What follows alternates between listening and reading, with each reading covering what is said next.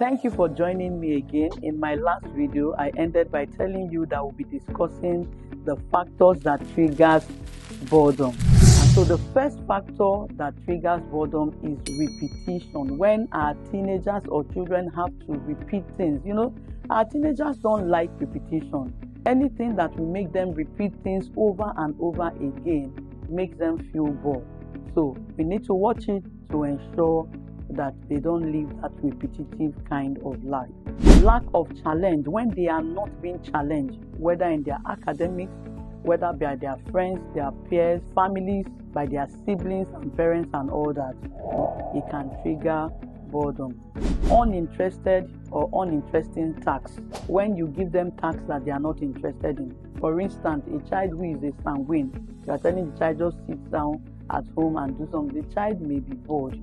A child who is sanguine wants to go out, wants to make friends, wants to talk and all that. So when the task you are giving is uninterested, they feel bored. Then limited opportunities, when there are opportunities or the opportunity given to them are limited and not enough for them, or they seems not to be enough by their own calculations.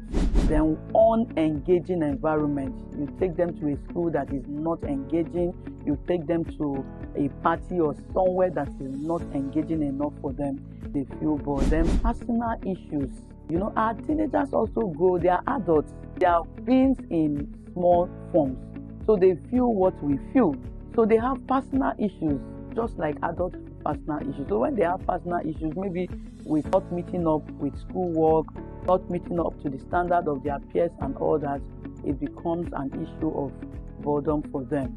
Then transition. Oh, this is a crucial one. When your children are transitioning from one point to another.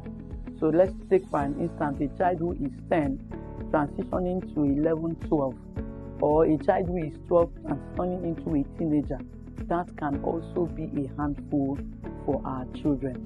Unmet expectations, when they feel that their expectations are not met. Sometimes our children set goals for themselves, and sometimes these goals are even goals that are not realistic. I remembered one time my daughter told me that in the next 10 years she will live in a smart house. That's an unrealistic goal, an unrealistic expectation. I think she was barely 9 when she said that to us. So meaning that at the age of 19, she will live in a smart house. Okay, let's get there. So when they set unrealistic goals for themselves or expectations, and when it is not met, it can lead to boredom. Lack of autonomy, when they feel boxed, when they feel contained, when they feel control. You control them, you police them, there is no breathing space for them. That can lead to boredomness.